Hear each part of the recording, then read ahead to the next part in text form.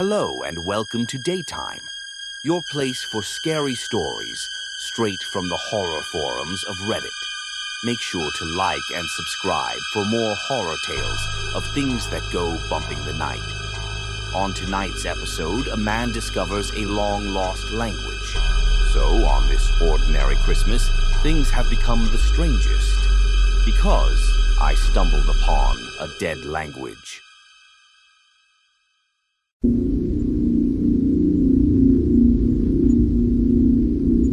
As part of my doctorate, I was hired as a lab assistant working with pediatric treatment. We were working on a paper measuring the exposure effect of a potential contaminant, while my colleagues were working on the measured effects on adults and the elderly. My team would work with children. The potential disruption to developing adolescence was deemed important enough to have a separate set of experiments and measurements. The study garnered unilateral attention and funding of not only one, but 4 different pharmaceutical companies, Hatchet PH being the main contributor. I was hired pretty late in the process. I wasn't even sure what the contaminant was, as it was just designated as the contaminant. Apparently, it was something that resided just under the topsoil in a large residential area. To not taint our measurements, me and my colleagues were given minimum information about the symptoms to look for and what to expect. Instead, we were provided a set of experiments and willing participants. It was all fast and haphazard. Most of us started on a Monday, and Tuesday the following week was the day of our first experiment. Little time to prepare, get settled, or even understand. Still, this could be big enough to launch a career. The experiment, described as the Cognition and Ocular Development Assessment, CODA, was to be performed with full consent and supervision of the parental guardians. All children were between 6 to 10 years old, and none of them had any observed deformities or illnesses. We were given limited access to certain medical records to make sure our study didn't have the potential to cause any harm. Then again, I'd read the experiment checklist, and there was nothing that could damage anyone. If anything, I argued the results would be pretty much useless. As Tuesday came around, me and my 2 colleagues had prepared as best we could. The 3 of us would put 1 participant each through a series of tests. The CODA was 3 tests over a total of 3 hours. The parents were to be asked for consent before and after each step, and given the ability to stop any test at any given time. The experiment overall was surprisingly simple. It was supposed to be a measurement of cognitive and emotional development, mostly tested through facial and spatial recognition. The day of the experiment, I first met Logan, an 8-year-old kid sporting a baseball cap and a brand new Pokemon t-shirt. His mom was a bit anxious, but from what I'd been told, she'd been generously compensated. As I met them in the parking lot and lead them inside, I promised her we'd go through the specifics. "Don't worry," I said. "We're mostly going to look at pictures. Doesn't sound too bad, huh?" He shook his head, but I'd yet to see him smile. Maybe his mom's anxiety rubbed off on him. The testing room was somewhat small and made entirely out of concrete. There was a pair of opposite 2-way mirrors on each side of the room. The walls were painted this sickly mint green, a color so neutral it hurt to look at. The first test was all about emotional intelligence. In sets of 6 pictures each, I was to show Logan various expressions and ask him which mostly correlated to an emotion. If they answered objectively wrong, according to a chart, we were supposed to ask them to explain their choice. Simple enough, I'd done something similar before. But this is where I first realized that Logan wasn't some ordinary kid. As I laid out the first image set, I asked him to identify the happiest face. Clearly, it was card number 3, and Logan answered as such without hesitation. In the second image set, he was asked which one was the saddest. Again, it was number 3. He answered correctly again. In the third picture, the 6 pictures were a wild mix. Some sad, some happy. One guy was sleeping in the corner. "Which one is the angriest?" I asked. There was a correct answer. Number 4. A woman furrowing her brow and exposing her teeth. Yet Logan looked at them all for a long time. "Number 6, he said finally, pointing at the sleeping man. "How come?" I asked, following protocol. it's complicated. They almost killed his mom." The kid seemed almost distant, staring at the picture. What the hell? He answered the rest of the questions flawlessly, but that answer stuck with me. Such a strange reaction. Not only did he answer wrong to an obvious question, but it was also such an odd explanation. Logan himself seemed to have trouble finding the right word for it. The second test was similar, but there were new cards. In sets of 3, Logan was supposed to explain each emotion presented by the people in the pictures. Happy, sad, angry, scared. It was similar to the first test, but much more detailed. For every image, there would be a description and a short explanation given by the participant. We pressed forward.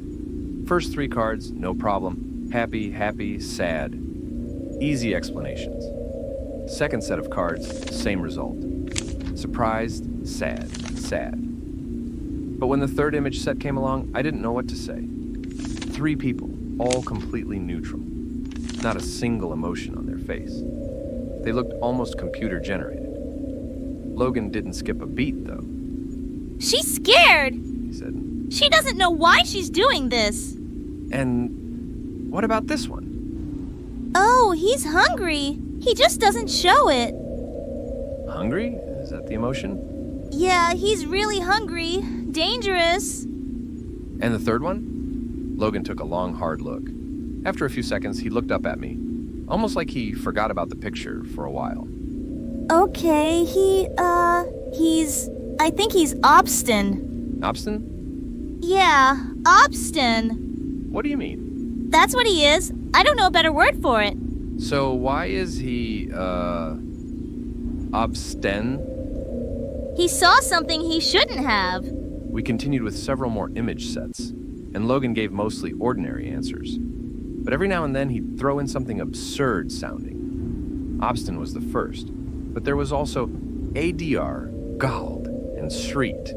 The descriptions were outlandish and, frankly, nonsensical. A doctor. He stared too long into the light. Gald. He didn't go swimming, but his feet are still wet. Shrit. He fell between the cracks. By the time I was about to start the third experiment, I had a few moments alone with Logan's mom. Still anxious, she held her arms close to herself and didn't meet my eyes. "We'll be done in a bit," I said. "He's doing great." He's such an imaginative child, you know. She nodded. He makes up things all the time. You should see his drawings. "Does he have any trouble at school?" No, not really, no. She smiled. Well, mostly not. Some of the other kids can get a bit creeped out when he starts making things up. I checked the clock. It was time to start the final experiment. All kids have a quirk or two, I smiled back. That's what makes them kids. The final experiment was about recognizing places rather than people. One by one, I was to show Logan pictures of various places. Ordinary places like supermarkets, playgrounds, and factories. They were pretty easy to recognize. First, I'd show him the pictures. Then, I'd ask him to describe the scene. Logan didn't seem to mind. The pictures themselves was easy for Logan to recognize. One by one, he explained what he saw.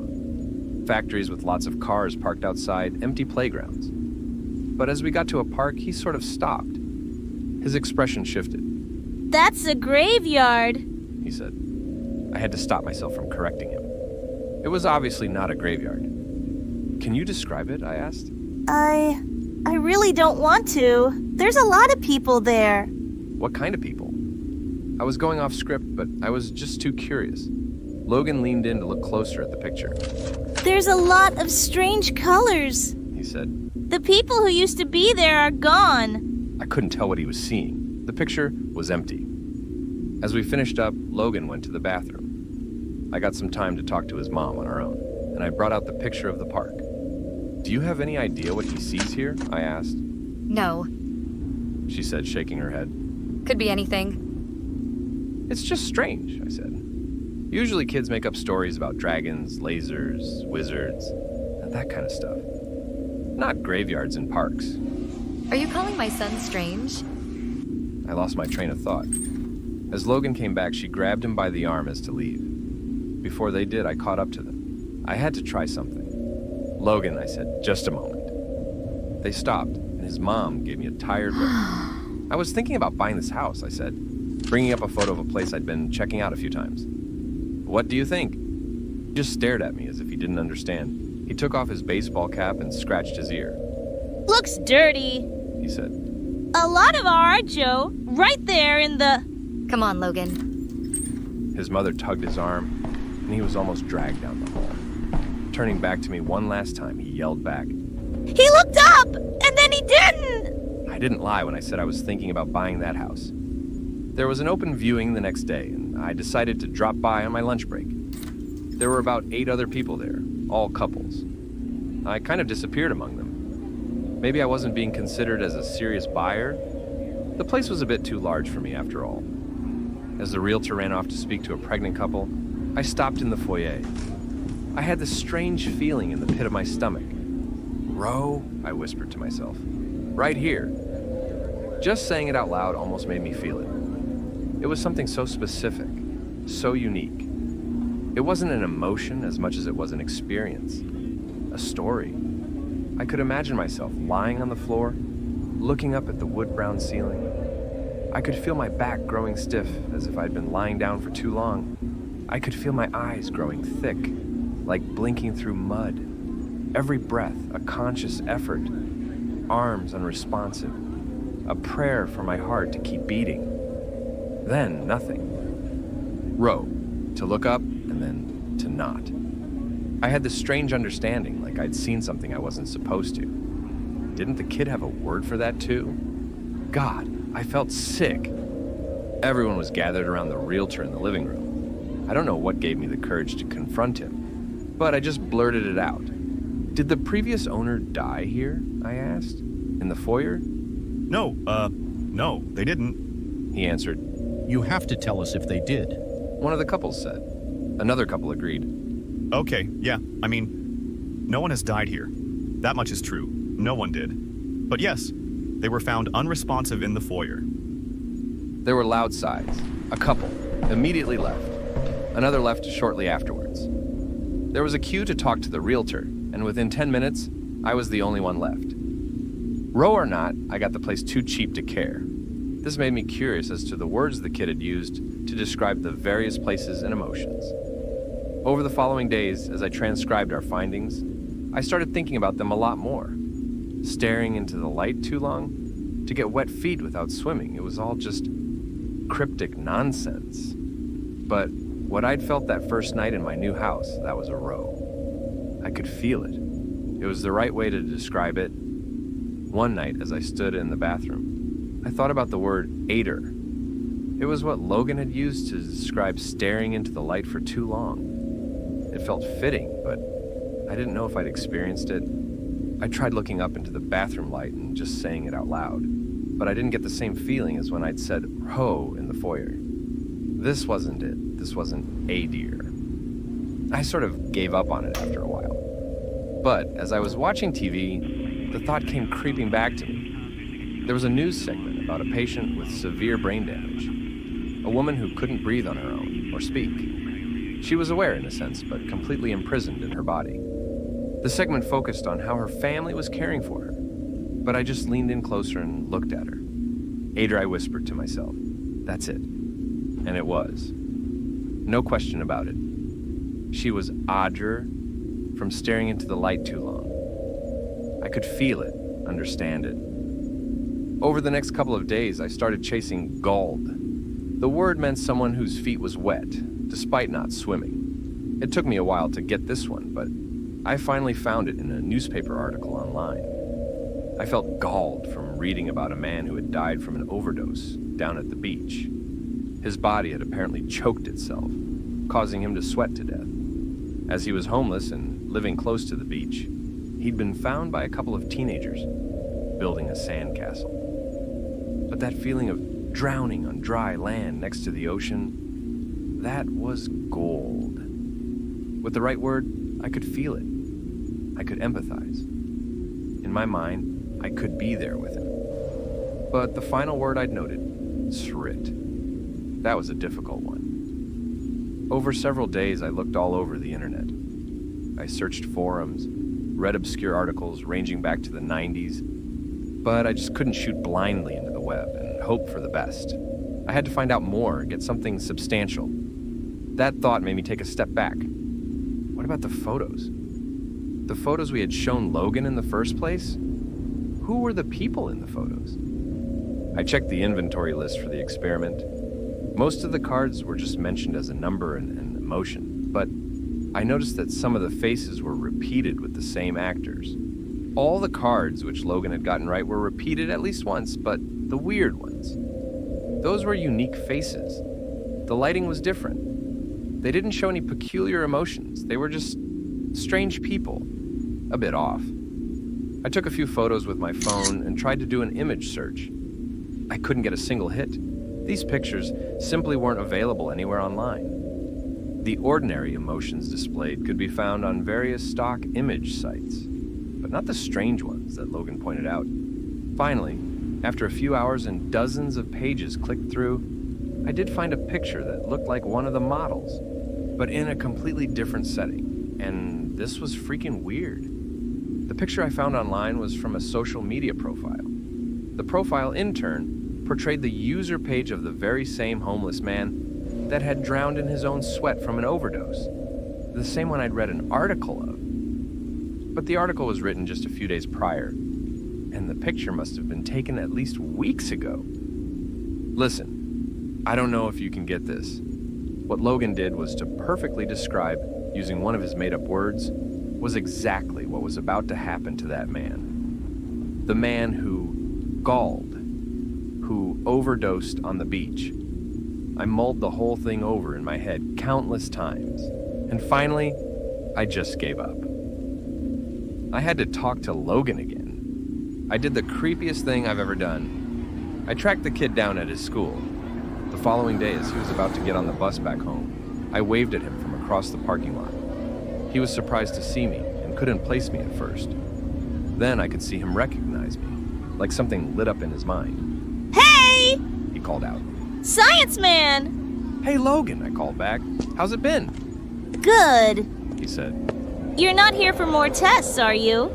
He stopped a few feet ahead of me. Actually, I'm just here to ask you about that language of yours. Those strange words you use. How do you come up with them? That's easy. He said. Once you start talking it, you kinda don't stop. After a while, you just feel them, you know? So, where did you learn it? I asked. Anywhere special? I think I always knew, he shrugged. Like, it's weird, like listening, but not to a sound, but like a color. It's just sorta there, inside. So you can always see it? Because sometimes you said people in pictures were just happy or sad. Ordinary things? Well, sometimes those things are easier to see. You said I should answer fast, not, accurately. So you can see it now? I chuckled. Anywhere? Here, with me? Sure. He smiled. Just stand still for a bit. Logan looked at me for a while. As I met his eyes, I could feel something. There was that feeling again. Obstinate. To see something I shouldn't have. Right there, in that kid's eyes. He knew something. Strangely enough, it wasn't him that broke the silence. It was me. Atho S, I said. I didn't know why I said it, but it took Logan by surprise. The one who shouts until they listen. He said. That's what it means, right? I think that's me. I said, and I'm sorry, Logan, I don't know why I said that. Did you see it? He asked, almost excited. Do you see it now?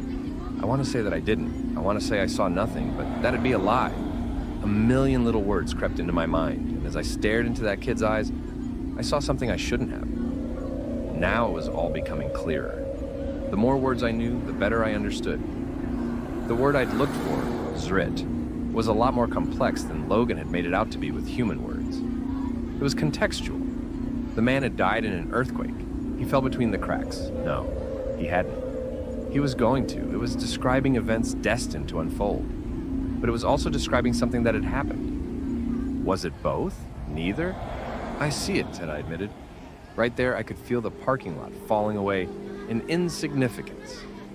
With a single unspoken word, we could tell each other infinite things. These mundane expressions were just the tip of the iceberg, a dumbed-down shadow of what was truly being said. The words told us of things that were, things that could be, and things that currently was. And in that moment of silence, of understanding, I heard the vibrant colors so clearly I could almost see them. They were piercing into my mind, forcing themselves into my understanding, screaming to me that once you understand something, you can't unlearn it. I forgot to breathe, as to not accidentally say something I shouldn't. You weren't talking about the picture I held up in the test. You were looking at me, I said with nothing but a shallow breath. Obsten. I'm Obsten. You didn't even look at the picture. He didn't have to answer. I knew it was true. It was written into the word itself that my realization would come. Then, as possibilities came rushing towards me, I could feel an enormous weight come down on me. My mind couldn't take it. My body was shutting down as I fell to my knees, screaming until my neck felt raw. The world started to fade as my heartbeat swallowed my hearing. I have a hard time describing what happened next. When I closed my eyes, I'd see millions of possibilities, mostly pain, suffering, and terror. My own thoughts and emotions multiplied like a torch in a hall of mirrors. I'd see myself waking up in my bed, only to get murdered by 1,000 different weapons. I'd see myself drowning in my bathtub, breaking my neck, falling down the stairs. Death. So much death. And then in the blink of an eye, I'd be in the back of an ambulance, feeling the residual effect of a defibrillator on my chest. As I blinked, the ambulance burst into flames. The driver crashed into a tree, someone carving their initials into my chest with a scalpel. None of it was real, but I couldn't tell anymore. Different worlds with nothing but a well-placed syllable. All the while, I was just spitting out seemingly random words. My eyes lost focus, and as I lost grip of reality, my body shut itself down in self-defense. Thank God. This was back in January of 2019. Logan was born with this language, already stored in the back of his mind, some kind of residual effect from his contamination. But for people like you and me, we can't take it all at once, so over the years, with intense therapy to back me up, I've settled on trying to learn one single word. I'm going to find out as much as I can about just what it means to be obstinate, the word describing me. There was so much to that one word that you could fill a lifetime with it. In a way, maybe that was the point. A God language, meant to fit all of our very beings into simple expressions, like compressing a folder into a zip file. But that's just the thing. To learn what it really means to be obstinate, to be my word, I can't really do anything else but to live and see what happens. Not unless I want to go back to where my mind wandered off to. Still, sometimes I can feel something creeping back into my mind.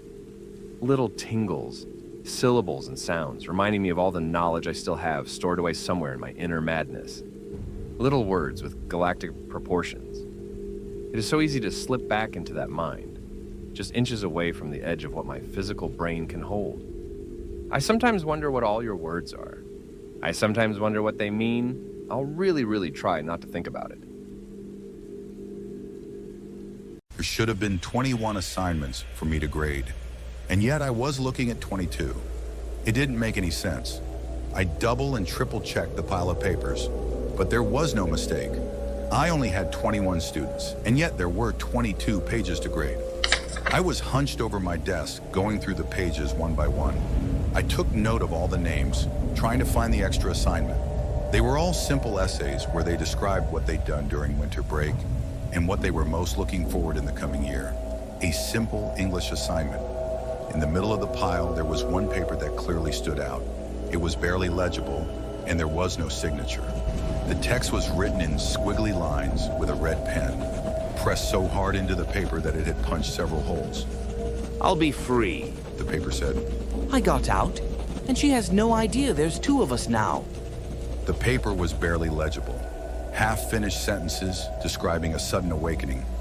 Thoughts of breaking things. Describing people as disposable objects. Hearing a voice in the mirror. My friend gave me a flower, and now I'm here. There was a scribbled drawing of a blue sunflower in the corner of the paper. It was the strangest thing I'd ever read. Yeah, I'm a teacher. The kids I teach are on the edge of turning into teenagers. It's an awkward age, but it is that space in a young person's life where you can really make an impact. If you can make them feel seen and heard, they might gain a confidence that'll follow them for the rest of their lives. I have 21 students in my class, 8 boys and 13 girls. The day after I graded that paper, I didn't know what to think or say. After I took attendance, it dawned on me. Whoever handed in that paper was in the room right now. It threw me off my tempo. I had them do some individual assignments while I found my bearings. It was the usual ruckus, bickering and joking, awkward teenage flirting, loud discussions about whatever was new online. But something felt different, malevolent. It had to be one of the girls. The paper had hinted at it. But which one? I handed out an extra assignment. Nothing fancy. I just took the crazy paper out of the bunch and distributed the rest randomly to the students. For tomorrow, they were to write a short essay telling me about what they'd read in the other student's essay. Reading comprehension and writing at once? No one would have a problem with that except the students. As I got back home with some takeout sushi, I looked over the strange paper again. There were some smudges going left to right. No matter if you're right-handed or left-handed, that'll happen. But further down, there were more smudges. It looked like the writer had held the pen like a hook, with the pen facing the writer. It indicated a left-handed writer. I double-checked with a few articles online, which said the same thing. But there were no hook-handed writers in my class, I would have noticed. But I was sure there were a few left-handed people. I finished my sushi and went to bed with a chilling feeling that I was missing something obvious. The next day I got the assignments, all 21 of them, no extras. I breathed a sigh of relief, figuring that maybe someone had just played a cruel prank on me. We got through the classes of the day without a hitch. We even managed a fairly successful math quiz. All in all, I wasn't complaining. The extra assignment wasn't that important, but I took them home to grade them anyway. Some had put some effort into their work, and I wanted to reward them. No matter the age, everyone loves gold star stickers, and I had plenty on my crafts table. I started going through the papers only to notice something. There were once again 22 of them. At some point during the day, someone had snuck an extra paper in there. Going through the pages, I couldn't help but to feel that bubbling sense of dread. One of these papers was going to be terrifying. It felt like getting slowly pricked by a needle. At first, there's just a pressure, but you know the hurt is coming. It was at the bottom of the pile, red ink, barely legible. Spots from a hook-handed writer. I know you've caught on, The paper said. I want you to know. I want you to chase. There were little sketches of drops of blood falling into an open mouth. Crude but clear. Chase me. I chase you. I didn't sleep well that night. I pulled the curtains. I double-checked all the locks. I pulled the covers up tight, and I left the light on in the hallway. And yet, I still had that awful sinking feeling that I was missing something. Was it Claire? She'd always been a bit of an oddball. Or maybe someone I'd never expect, like Shonda, maybe Petra, Fiona. I had this mental image of someone following me to my car, a young girl hiding in the back seat, a maniacal smile popping up in the rearview mirror, sharp little nails and unblinking eyes diving towards me, cutting my throat open as I'm going 70 meters down the freeway. I didn't sleep well that night. I started imagining shadows passing by in the hall, in the corner of my eye. A few days passed. I started taking notes on the girls in class. I checked what pens they had and which was their main hand. If it was just a matter of someone pranking me, it might be enough just to find a left-handed girl. However, no girl in my class was left-handed, and no one owned a red ink pen. I also had a chat with the school counselor. They couldn't betray patient confidentiality, but they could tell me whether they were aware of any problems that might explain this. They weren't. If anything, they seemed more worried about me. Since this started, I'd seemed a bit on edge. They didn't blame me, but they wanted to make sure I was taking care of myself. I tried several tricks. I tried monitoring the hand-ins. I tried watermarking the papers. I tried all kinds of tricks, but I got nothing. At the end of the day, I kept getting outsmarted. It was as if the paper just appeared out of nowhere, sometime during the day. I couldn't pin it on anyone. I tried to just forget about it, but every time I graded a paper, I feared that another threat would show up. Sometimes it did, sometimes it didn't. But the times it did, it just ruined me. That peaceful moment of grading papers and listening to audiobooks had turned into a horrific slideshow. I'll show you. One of the notes said. I'll break a light in your house. The same day, the kitchen light stopped working. It didn't look broken, but how could I possibly tell? One of those days, as I was chopping leeks in the kitchen, I got this awful sinking feeling in my stomach. Looking out the window, I noticed something. A silhouette. She was short, with long black hair. There was something wrong with the shape of her face. Her skin looked gray. For a moment, we just stared at one another. It took me a few seconds to realize that it wasn't just a face, it was a skull. Still clutching my kitchen knife, I stumbled away from the window. It had to be a mask. That wasn't a real face. It couldn't be. Suddenly the lights broke. All of them. The kitchen, the hallway, the bathroom. Hell, even my desktop lamp at my home office. All of them shattered, spreading searing hot shards across the floor with a violent bang. My ears rang and I dove for cover. It felt like a gunshot. Looking up, there was no one left outside. No mask, no kid, no nothing. I called the police, but there was little they could do. There had been a power surge, that much the electric company could confirm, but there were no witnesses of an intruder. I showed them the notes and filed a threat report. We had a long talk and they tried their best to calm me down. But at the end of the day, I was still alone, and someone was out there. I went through that image in my head 1,000 times. I had several girls in my class, but no one that fit what I'd seen. Her hair was too long. She was too short, too skinny. I couldn't think of anyone that fit that description, but she'd been there, no doubt in my mind. And I had this gnawing feeling that I'd seen her before. Over the next couple of days, I couldn't stop seeing her. She'd be across the road as I went to work in the morning. I'd see her pass by the window in the cafeteria. And one day as I was driving home, I saw her in the rearview mirror of my car. That gray desk head grinning at me.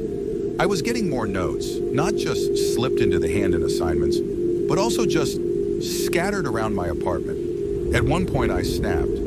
I just stepped out of the shower. I'd put on a bathrobe and had started to dry my hair when I noticed a message on the bathroom mirror. There, written backwards, it simply said, "Chase me." I screamed as my heart sunk.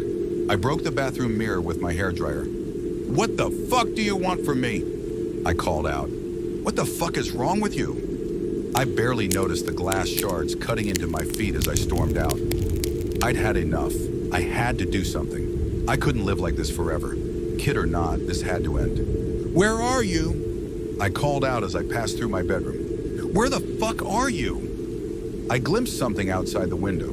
Of course she was around. Always there, always near. "Come out!" I screamed as I entered the kitchen. "Show yourself!" The moment I stepped into the kitchen, it shook. Every drawer, every door, every appliance, everything flung open as if pulled open by a steady hand. I was so frustrated I could cry. I just wanted it to end, but I was too scared to move. It felt like anything could happen at any moment, like the entire world was listening to me and reacting accordingly. I just stood there trying to remember to breathe.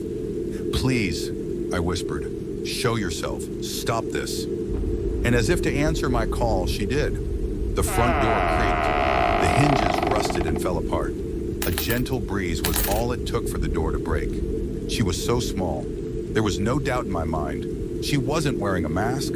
She was nothing but bone. I backed away like an animal pushed into a corner. I tried to force myself to attack, to do something. But as a response, the kitchen shook again. This time, it was pandemonium. Cutlery crashed onto the floor. Plates rolled out of the dishwasher and broke apart. Glasses shot across the room like bullets. Even the little drawer of miscellanea collapsed in on itself, spreading knickknacks and rubber bands all over the room. "I've chased you," I screamed. "Are we fucking done? Is this it?" She raised a thin gray finger. She pointed at something in the corner. A dry blue sunflower. Something clicked in my head. That sense of missing something. It was still there, but this was the answer. Somehow, this was it. "What do you mean? What? Just talk. Don't just..." There it was at the first note. There'd been a drawing of a blue sunflower, and it said she'd gotten it as a present. This was that flower, I was sure of it. I got out, and she has no idea there's two of us now. That's what it had said. That was part of that very first note. She was talking about me. I'd written those notes myself. I'd handed in the assignments. That's how I never noticed it. I looked over at my crafts table. My writing pen was half empty by now. I had red smudges under my left hand. And then there was her. Of course, I'd seen her before, time and time again. I had long black hair as a kid. I'd been skinny and short. You found me. Her little voice said. Funny. The images came flooding back. A shadow in the bathroom mirror, a simple hello, and a flower offered.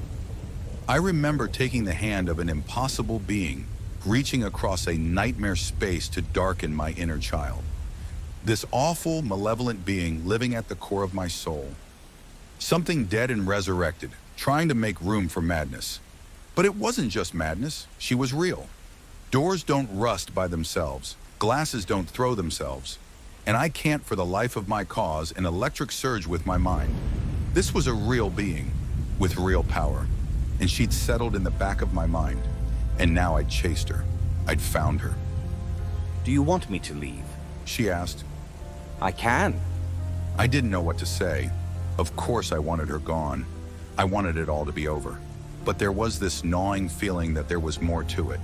She didn't just scare me and torture me for the fun of it. Tell me to leave. She insisted. Set me free. That was it, wasn't it? She wasn't free. She came from me, and so, maybe she was stuck with me. Maybe she couldn't leave. Maybe she couldn't hurt anyone else. Not as long as I'm around, it had said. I'll be free, in that first note. That meant she wasn't free as of now. To me, it suddenly made sense. Standing there, I just shook my head. You can't leave, can you? I cackled. You're just as stuck with me as I am with you. I could kill you. She laughed. No, you can't, can you? If so, why haven't you? There was no response. You need me to cut you loose to get out there, don't you? That I find you and just let go. I took a step forward and saw blood seeping out from the sole of my feet. My hands were rattling like leaves in the wind. I'm not letting go, I screamed. No fucking way. I'll hurt you. Do your fucking worst. But there was nothing more. In the blink of an eye, she was gone. But in my mind's eye, I could still see her. Every memory of seeing myself as a kid was tainted. I had memories of seeing myself in the mirror with a skeleton-faced grin. I remember seeing my reflection in water puddles. I knew that wasn't what I looked like, but in my head, that was me. We were interchangeable. She was me, and I was her. Two beings, and I was gonna keep her here. I'll be a walking fucking jail. I know it sounds absurd, but she is real, and nothing I can do changes that. I couldn't live with that thing coming out, reaching other people, spreading. I can't work at the school anymore. She scares the children. I'm afraid of seeing other people. She hurts them whenever she gets the chance. I've seen birds fall out of the sky, a family of moles lying dead at my doorstep, circles of roadkill lined up around my car. I've been thrown, cut, burned, and beaten, but I haven't succumbed. She is just as scared of me as I am of her. I had to write this down. If you're reading this, something has happened. Maybe an accident, maybe I've grown sick. I've set up for this to be posted as my post-mortem, as an explanation for my eccentric behavior. It's on a 7-day timer, so if I haven't confirmed my status by that time, it is safe to say I'm not around anymore. And if I died, I pray to God I took her with me. I don't want to think about what that thing could do if set free.